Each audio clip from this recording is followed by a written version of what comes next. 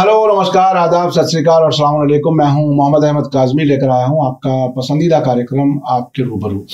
इस कार्यक्रम में हम आपको कुछ जानकार लोगों से मिलवाते हैं और इस वक्त जिस तरह से गुजरात इलेक्शन लड़े जा रहे हैं वो बहुत ही गैर मामूली हैं। इस हद तक कहा जा रहा है देश के गृह मंत्री के जरिए कि 2002 में हमने सब दंगाइयों को एक तरह से निपटा दिया, खामोश कर दिया। उसके बाद बड़ा सुकून है गुजरात में। इसके अलावा भी और बहुत कुछ कहा जा रहा है। प्रधानमंत्री नरेंद्र मोदी जी कह रहे हैं कि G20 की चेयरमैनशिप जो है वो देश के लिए बहुत बड़ी इज्जत की बात है। इसके अलावा भी इसी बीच में सुप्रीम कोर्ट सरकार से इलेक्शन कमिश्नर के बारे में पूछ रही है कि क्या अगर इलेक्शन कमिश्नर को प्राइम मिनिस्टर के खिलाफ कोई कार्रवाई करनी पड़े तो क्या वो ऐसी हिम्मत करेगा। अगर उसने हिम्मत नहीं की तो क्या ये डेमोक्रेसी का नुकसान नहीं है, डेमोक्रेसी कमजोर होती हुई नजर नहीं आ रही। ये सारे इश्यूज हैं जिस पर बात करने के लिए मेरे साथ खास मेहमान हैं ZK फैजान साहब, जो पीपल्स अवेयरनेस फोरम के प्रेसिडेंट हैं और पेशे से आप वकील हैं। ZK फैजान साहब कभी कभी अक्सर दिल्ली से बाहर भी होते हैं, तो जब कभी दिल्ली में होते हैं तो हम कोशिश करते हैं उनसे बात की जाए। ZK फैजान साहब, वेलकम है आपका, मीडिया स्टार वर्ल्ड को आपने वक्त दिया। आप ये बताइए कि गुजरात में जिस तरह से इलेक्शन कैंपेन चल रही है, खासतौर पे बीजेपी की तरफ से, आप उसे कैसे देख रहे हैं? नहीं, मेरा काजी साहब ऐसा है कि गुजरात इलेक्शन तो अभी जैसे इलेक्शन कमिश्नर की बात की, इलेक्शन कमीशन जो है किस तरीके से सुप्रीम कोर्ट उसके अंदर किस तरह से नोटिस ले रहा है, तो चूंकि इलेक्शन कमीशन जो है वो पावरफुल नहीं है और उसकी वजूहात सुप्रीम कोर्ट ने पूछ रखी हैं, जिस तरह से अपॉइंटमेंट होता है तो उसका क्योंकि उसके कोई गिरफ्त नहीं है और एक तरह से इलेक्शन कमीशन खुद गिरफ्त में है सरकार की, और सरकार ने पहले भी नहीं है। इलेक्शन कमीशन जहाँ अपॉइंटमेंट का तरीका कुछ सब कुछ मिलाकर वही रहा है, लेकिन ये सरकार जो है अपनी गिरफ्त में उसको लिए हुए है। इलेक्शन कमीशन उससे हटके कोई बात नहीं कर पा रहा है। वही वजह ये है, अच्छा माजी में इस तरह की कंप्लेंट्स वगैरह जब हुई हैं तो उसका कोई रद्दमल नहीं हुआ, कोई चीज सामने नहीं आई, कोई इलेक्शन कमीशन ने एक्शन नहीं लिया। थोड़ा मोड़ा दिखाने के लिए किया तो किया, नतीजा उसका ये हुआ है कि गुजरात का जो इलेक्शन हो रहा है, गुजरात के इलेक्शन में बिल्कुल फ्री फॉर ऑल है, यानी कम्युनल हेट्रेड फैलाने का सारा मामला वहां पर हो रहा है। गुजरात इलेक्शन देखिए काजी साहब, सीधी बात है कि कांग्रेस और बीजेपी की वहां पर लड़ाई है और दोनों, कांग्रेस पार्टी भी वहां मजबूत रही, ऐसा नहीं है कि बिल्कुल कमजोर रही। 77 सीट्स उसकी असेंबली के अंदर रही हैं, तो बहुत कोई फर्क उस तरह का नहीं रहा, बहुत ज्यादा जैसा कहना चाहिए एक तरह से कि बिल्कुल कांग्रेस पार्टी माइनलाइज वहां हो गई थी। लेकिन पिछले गुजरे दिनों में जो कांग्रेस पार्टी का जिस तरीके से वहां पर काम करने का तरीका रहा, अप्रोच रही, और कांग्रेस पार्टी एक तरह से वहां से एक सीन से हटी रही, उसके असरात मुरतब हुए हैं। कांग्रेस पार्टी आज जो है उतनी मजबूती से वहां पर नहीं लड़ पा रही है। देखिए, कांग्रेस पार्टी इस उसमें बैठी हुई है कि एंटी इनकम्बेंसी वोट हमको मिलने वाला है, वो एक उनका मफरूजा है। और दूसरे ये कि वो समझते हैं कि माइनॉरिटीज क्या करेंगे, माइनॉरिटीज मुस्लिम्स। तो ये बात तो खैर सही है कि जहां तक गुजरात का ताल्लुक है, मुसलमान by and large Congress party को ही वोट देगा। वो एक अलग मसला है कि कांग्रेस पार्टी के ताल्लुक से भी बहुत सारे सवाल वो उठाती है, अलग मसला है। लेकिन चूंकि मुसलमानों का वोट अगेंस्ट बीजेपी पड़ता रहा है, तो बीजेपी को कौन हरा सकता है, यही ट्रेंड रहा, ये ट्रेंड आज भी है, वही ट्रेंड काम करेगा भी। केजरीवाल साहब ने वहां नई एंट्री ली है, तो केजरीवाल साहब जब वहां पहुंचे हैं तो वो मुसलमानों के वोटों को उतना इफेक्ट नहीं कर पा रहे हैं। इसलिए नहीं कर पा रहे हैं, केजरीवाल साहब अपनी पर्देश को वहां मजबूती से नहीं दे पा रहे हैं। पहले तो लगा था शुरू में कि वो बड़ी मजबूती से वहां पहुंचे हैं और लगे हुए आज भी, पूरी आप पार्टी वहां पर मजबूती से काम कर रही है, लगी हुई है, लेकिन वो उतना कर नहीं पा रहे हैं। उल्टे क्या हो रहा है कि भारतीय जनता पार्टी जो है वो वहां पर उसका जो वोट था वो केजरीवाल जाके उसमें सेंध लगा रहे हैं। ये मैंने जो देखा है, कैलकुलेट किया, जो मेरा अपना अंदाजा है।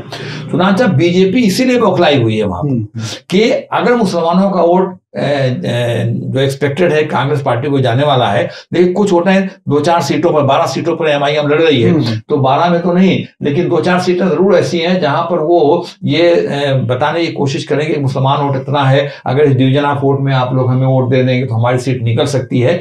तो जहां पर वो ये बताने बनाने में कामयाब हो जाएंगे 2-4 सीटों पर, वहां तो मुसलमान वोट MIM के साथ चला जाएगा, लेकिन बकिया वो 12 सीटों पर भी जाने वाला नहीं है। और आप जो है अपने आप को उसके मुकाबले में खड़ा नहीं कर पा रही है बीजेपी के, लिहाजा मुसलमान वोट तो बाय एंड लार्ज उधर ही जाएगा।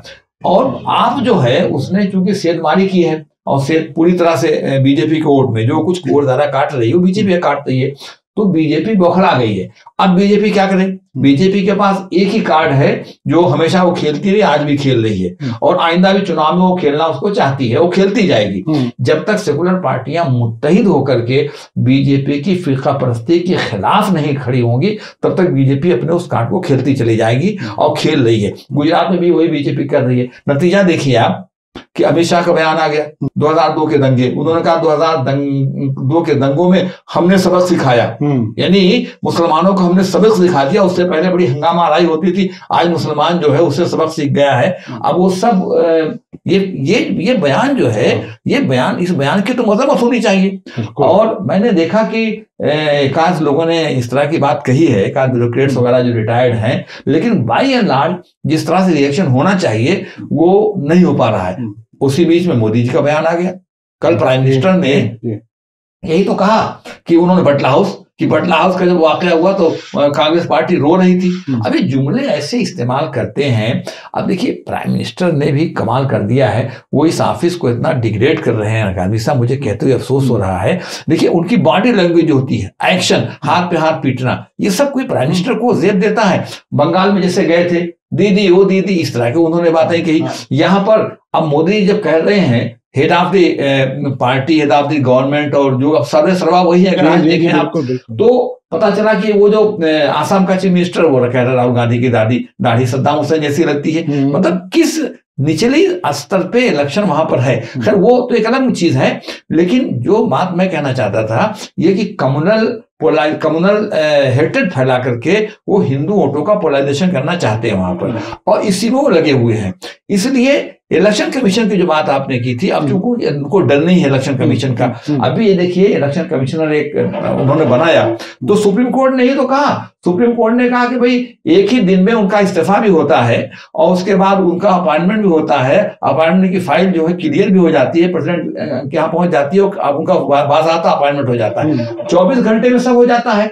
जबकि ये जगह जो है वो मई से खाली थी, उसने कहा मई से इतनी जल्दी नहीं थी, मगर 24 घंटे में सब कुछ कर दिया। तो हुआ क्या, सुप्रीम कोर्ट में जैसे हियरिंग शुरू हुई, ऑलरेडी पिटीशन वहां पेंडिंग था, तो जैसे सुप्रीम कोर्ट में हियरिंग शुरू हुई, उन्होंने कहा इससे पहले कि सुप्रीम कोर्ट वहां से कोई ऑब्जर्वेशन दे और कुछ रोक लगाए इसके अपॉइंटमेंट पे, उन्होंने कहा 24 घंटे के अंदर फौरन इसको पूरा कर दो। ये हुआ है। तो सुप्रीम कोर्ट ने उसका नोटिस लिया है और सुप्रीम कोर्ट ने बहुत सख्त सवाल किए हैं। उन्होंने कहा भाई क्या तमाशा है। उन्होंने कहा कि अच्छी बात कही कि इलेक्शन कमीशन को इतना पावरफुल होना चाहिए कि प्राइम मिनिस्टर के खिलाफ भी अगर कोई इस तरह की बात बनती है तो वो एक्शन लेने में कॉम्पिटेंट हो।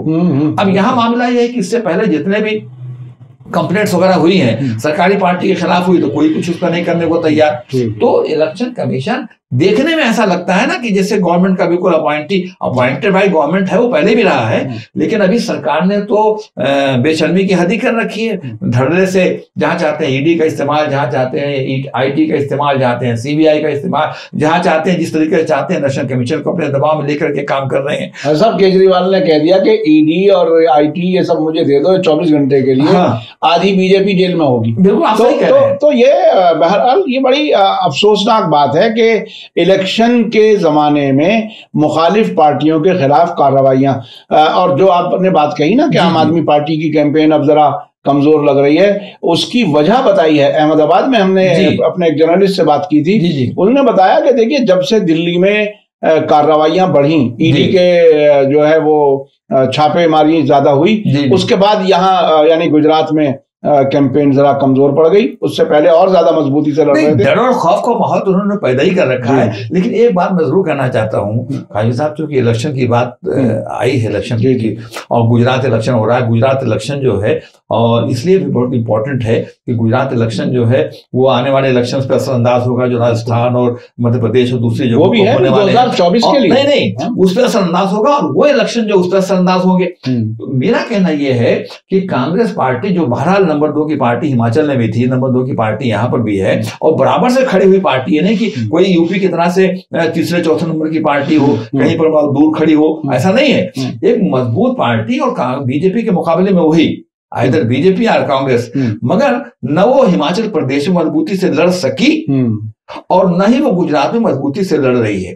अभी पदयात्रा है, पदयात्रा जो है, मेरा मानना ये है, मेरा भाई मैं कौन, देखिए मुझसे आपने राय पूछी तो इंडिपेंडेंट कैसे दे रहा हूँ। मैं होता तो क्या करता, मैं होता तो पदयात्रा ठीक उन्होंने शुरू की, उसका रिस्पांस भी अच्छा मिल रहा है, लेकिन रिस्पांस से वोट नहीं मिलता है, मैं बता दूं आपसे, और न इस रिस्पांस का वहां असर पड़ने वाला है। बिल्कुल, ये जो 2 स्टेट्स हैं उनमें तो कोई असर होने वाला नहीं, ये सब गलत फहमी की बातें हैं। अच्छा, ऐसा आर्गुमेंट तो मैं अगर होता तो मालूम क्या करता, मैं करता कि वहां से शुरू कर, जहां तक मैं पहुंचा था वहां से यात्रा को मैं रोकता और वहां गुजरात में लग जाता, उससे पहले हिमाचल में लग जाता, इस इलेक्शन को खत्म करने के बाद फिर वहां से शुरू कर देता। अब देखिए ऐसा आर्गुमेंट देते हैं, अब वो साइको फैंस से घिरे हुए हैं, वाह हो रही है, राहुल गांधी उसी में खुश है, उससे संगठन नहीं खड़ा होता, वोट नहीं बनता, ठीक है, वाह तो हो ही रही, उसमें कोई तो राय नहीं है। तो ये अब मैं बात होने लगी कांग्रेस लीडरों से, तो एक साहब कहने लगे कि नहीं फैजान साहब, आप समझते नहीं हैं, ये राहुल गांधी का बहुत कैलकुलेटेड स्टेप है और वो बहुत सही कर रहे हैं। मैंने कहा क्या सही कर रहे हैं?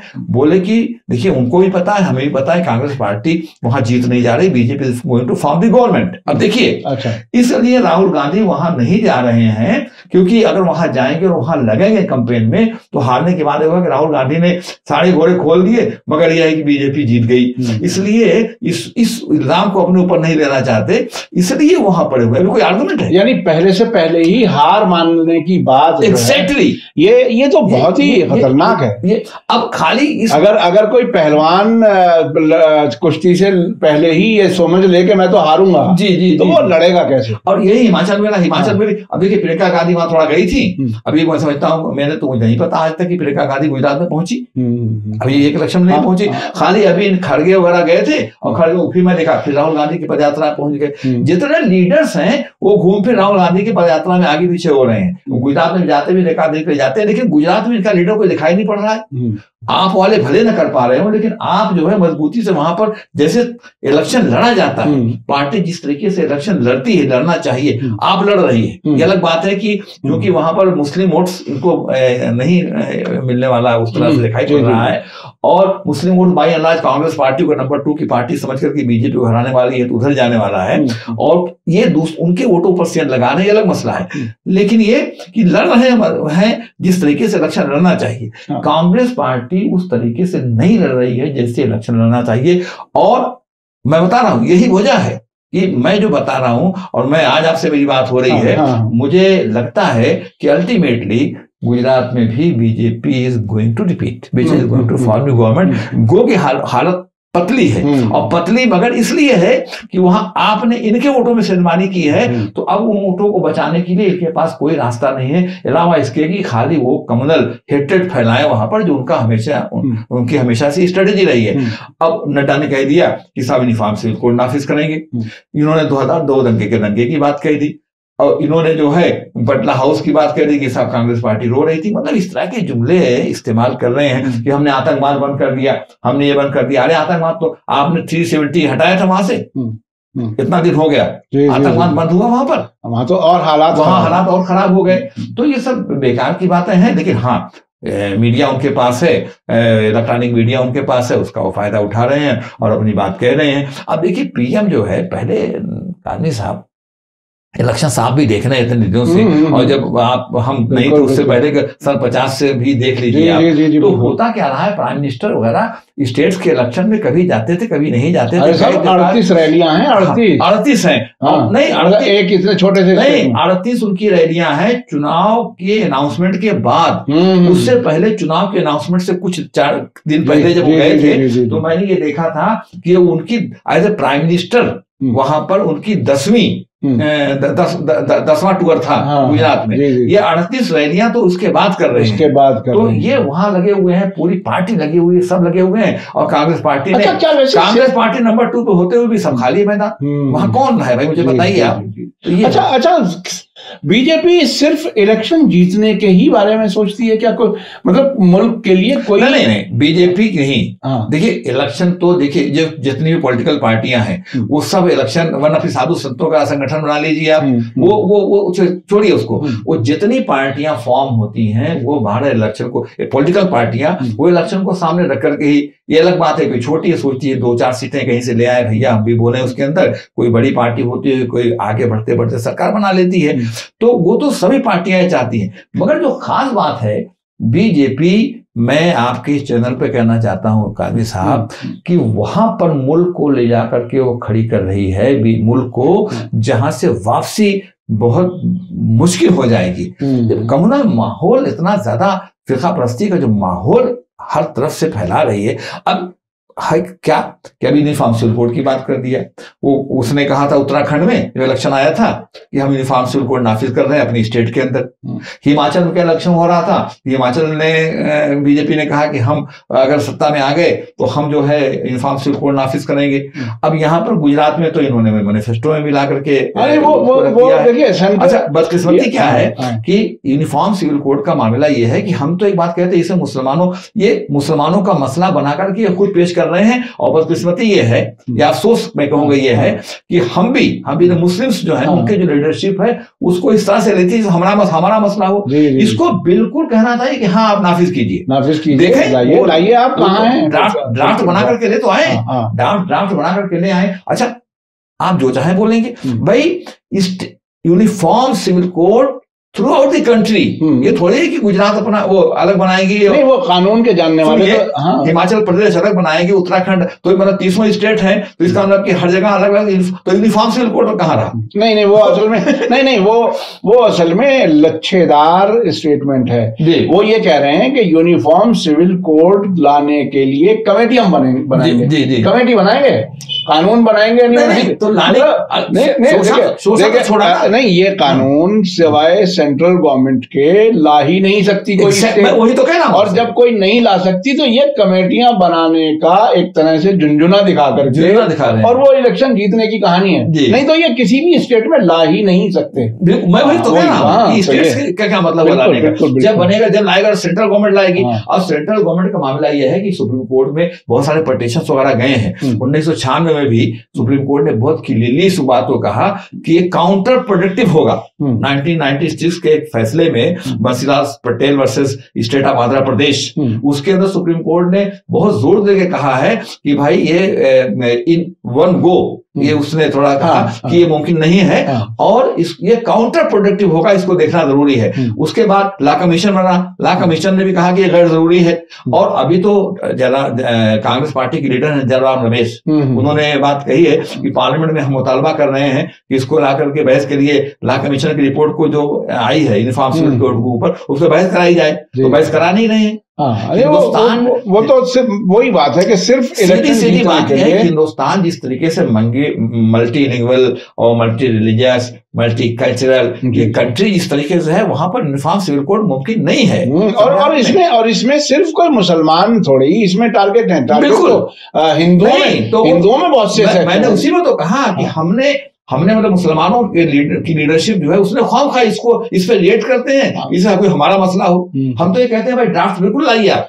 अरे साहब वो अपने आप में एक और बहुत ही दुखता हुआ जख्म है जी, मुस्लिम लीडरशिप जिसे आप कहते हैं, जिसको मीडिया बना करके मुस्लिम लीडरशिप बना के पेश करती है।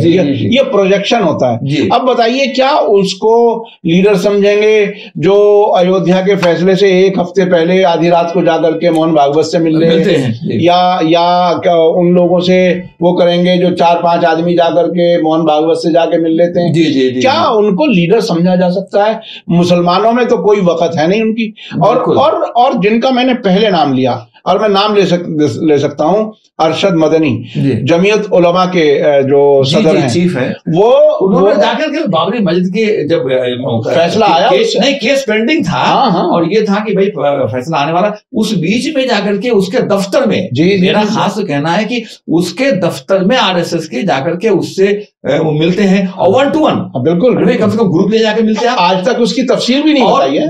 नतीजा क्या हुआ? नतीजा हुआ बाबरी मस्जिद जो है हैंड ओवर हो गई, सुप्रीम कोर्ट बोर्ड ने कहा कि सब कुछ आपकी बात सही है, मगर नेशनल इंटरेस्ट में ये है कि इसको दे दिया जाए, 142 का इस्तेमाल करके दे दिया। और उन्होंने उसी तरह से, बिल्कुल उसी तरह से स्कूलों के सर्वे पर भी ये कहा कि सपोर्ट करो। नहीं सपोर्ट, उन्होंने कहा कि हम इसको वेलकम करते हैं, वेलकम और अब जो खबरें हिमायत जो प्रेस में दिया था उन्होंने कि हम इसकी हिमायत करते हैं, और जहां सर्वे करने के लिए जाएं उनको आप बहुत कोऑपरेट कीजिए और वेलकम कीजिए। काहे कि वेलकम करें भाई? अब तो भाई ऐसा है, अब उससे आगे की बात आ गई। आप जबरदस्ती अगर मेरे यहाँ आए हैं तो जाइए भाई तलाश लीजिए, मैं वेलकम क्यों करूंगा आपको? नहीं तो वो नहीं वेलकम कराने, हम हिमायत क्यों करेंगे? हम इससे इख्तलाफ करते हैं? नहीं, इख्तलाफ नई बात की इख्तलाफ मत करो, ये कहने की बात थी। नहीं, जो मैं दूसरी बात कह रहा हूँ वो ये कि अब नई बातें ये आने लगी हैं कि सर्वे मुकम्मल हो गया। अब ये कहा जा रहा है कि बच्चों की ड्रेस मुख्तलिफ होगी, बच्चों का जो पढ़ने की किताबें होंगी वो मुख्तलिफ होंगी, वो सारी चीजें लागू करने का इंतजाम अभी उत्तराखंड के वो और वो मदरसों को स्कूल में कन्वर्ट कर दिया जाएगा। 4 दिन पहले वह बोर्ड उत्तराखंड जो है उसके जो चेयरमैन है वक्फ बोर्ड का, उसने कहा कि साहब 103 मदरसे हम रन कर रहे हैं, उनमें से 7 मदरसों को उन्होंने चुना, और उन्होंने कहा कि इसमें जो पब्लिक स्कूल अंग्रेजी मीडियम जिससे चलता है उस तरह से हम चलाएंगे। 7 स्कूलों को अभी उन्होंने किया है, कहा कि हम 103 को करेंगे, मगर हम 7 से शुरू कर रहे हैं। उसमें वही पब्लिक स्कूल्स के जो होते हैं एनसीईआरटी के जो कोर्सेज हैं उसको हम उसके अंदर पढ़ाएंगे। और उन्होंने इतना कहा कि साहब हम 6:30 से 7:30 तक उसमें कुरान पढ़ाएंगे, अरबी की तालीम देंगे। अरे भाई काजी साहब, इसमें बिल्कुल ज़हन क्लियर होना चाहिए। स्कूल स्कूल है, मदरसा मदरसा है। मदरसा दीनी तालीम के लिए है, ये अलग बात है कि हम भी उसके हमायती रहे और कहते रहे हैं कि जब आप दीनी तालीम दें, खालिस दीनी तालीम मदरसे में, तो उसके अंदर उसको थोड़ा सा अंग्रेजी, हिंदी और उसको भी तालीमात दें, लेकिन उसका पैटर्न मदरसे का होगा और उसमें उसी पर जोर दिया जाना चाहिए। वो तालीम अलग है। आप वक्फ बोर्ड के तहत जो है, अगर मान लीजिए आपको कायम करना है तो आप अलग से स्कूल को जो है वो पब्लिक स्कूल कायम कीजिए। बिल्कुल समझ गया। अच्छा, दूसरे क्या है, वक्फ बोर्ड कौन होता है? वक्फ बोर्ड के अंदर जो प्रॉपर्टीज हैं वो कोई सरकार की तो है नहीं, वो तो वाकिफ की हुई प्रॉपर्टी है ना। नहीं। तो अब सवाल ये पैदा होता है कि वक्फ बोर्ड जो है उनके मकासद को कैसे बदलेगा? नहीं, वो तो देखिए अब बदलते हालात के साथ साथ वक्फ बोर्ड ये समझना शुरू कर दिया है कि वो उन जमीनों की मालिक हैं। और दूसरी बात वो समझते हैं कि ये गवर्नमेंट की प्रॉपर्टी है। ये गवर्नमेंट और नहीं रनिंग सम गवर्नमेंट इंस्टीट्यूशन। नहीं, उसमें एक और पहलू है, वो ये के वक्फ बोर्ड जो है वो एक तो ये कि वो अपने मालिक हैं, दूसरे ये कि मेरा अपना ऑब्जर्वेशन ये है कई स्टेट्स की वक्फ बोर्ड्स को देख करके कि वक्फ बोर्ड कुछ नहीं है सिवाय इसके कि सरकार की तरफ से ऑथराइज्ड औकाफ को तबाह करने का इंतजाम। वो कुछ देखभाल नहीं कर रहे हैं, वो तो पैसा लेकर के अक्सर ऐसा होता है कि खुर्द-बुर्द करते हैं, वो वक्फ को बाकी रखने के लिए कोई काम नहीं करते। जी सही आप कह रहे हैं। तो ये बहुत ही तकलीफदेह बात है। बहुत बहुत शुक्रिया के फैजान साहब, आपसे बात करके बहुत सी चीजें मालूम हुई और खास तौर पर जिस तरह से गुजरात इलेक्शन के बारे में आपने चीजें बताई वो बहुत ही अहम है और हमें लगता है कि सभी को इस पर नजर भी रखनी चाहिए कि आखिर बीजेपी किस तरह से पोलराइजेशन करके अपनी सरकार बनाना चाहोगे। अभी भी वक्त है कांग्रेस पार्टी के पास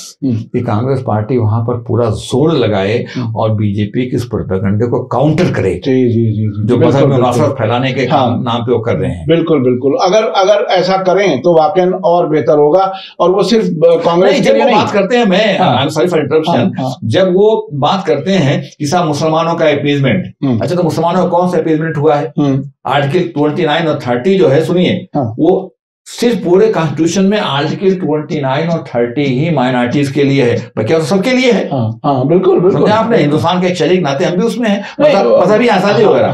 तो 29 और 30 में जो हमको माइनॉरिटीज को माइनिंग दरबार मुस्लिम सीधी बात, तो नाम पर हमारे सारी लिबर्टी हमको मिली हुई है, मगर फायदा दूसरे उठाते हैं। और नहीं, ये जितनी स्कीम्स हैं आप उसकी तह में बहुत मरतबा गए होंगे, देखिए वो दूसरी माइनॉरिटीज का फायदा उठाते हैं। लेकिन अपीजमेंट की जब बात आती है तो जैसे सरकार ने हमारा अपीजमेंट किया है। तो मैं ये कहना चाहूंगा कि जिस तरीके से ममता बनर्जी ने, जब उनके ऊपर चार्ज लगा ममता बनर्जी के ऊपर कि आपकी सरकार थी, आपने मुसलमानों के अपीजमेंट किया, तो ममता बनर्जी ने डिफेंड नहीं किया अपने आप को। ममता बनर्जी ने कहा कि बिल्कुल हमने जो काम किया मुसलमानों के लिए किया है, कॉन्स्टिट्यूशन के दायरे के अंदर किया है, और वो कमजोर है, इस तरह से है, इसलिए हमने उनको फायदा पहुंचाया है। हमारी पार्टी की सरकार आएगी तो आइंदा भी हम ये करेंगे। मजबूती से कहना पड़ेगा। और एक बहुत ही अहम जब तक ये डिफेंसिव रहेंगे सेकुलर पार्टियां, समझा आपने, गुजरात कॉन्टेस्ट में कांग्रेस की बात कर रहा हूं, जब तक ये लोग इसके डिफेंसिव रहेंगे तब तक मामला बनने वाला नहीं है। जी। और सेकुलरिज्म का जितना इस्तेमाल मुसलमानों के खिलाफ किया गया है वो खुद अपने आप खाली कह देना कि साहब वो जीएसटी और नोटबंदी का किससे लोग सबक सिखाएंगे, कोई नहीं सिखा रहा है। कम्युनल कार्ड उनका काम और ये तुष्टीकरण लफ्ज जो है, अपीजमेंट, ये बीजेपी ने ही एक तरह से शुरू किया था और उसी को बार बार इस्तेमाल करके वो तुष्टीकरण बार बार कहते हैं, और मुसलमान को मिला कुछ नहीं, कमा लिया। बिल्कुल नहीं, बिल्कुल हमारे तमाम इस चीज का फायदा जो है दूसरी माइनॉरिटी ने ज्यादा उठाया। और जब इनको ओपनली कहना चाहिए कि हमने ये काम किया था, हम पावर में आएंगे तो फिर करेंगे, जी तब जाकर के बात बनेगी। बिल्कुल, अगर इतनी मजबूती अगर कांग्रेस में इनके कम्युनल कार्ड को खत्म करने का यही तरीका है। बिल्कुल।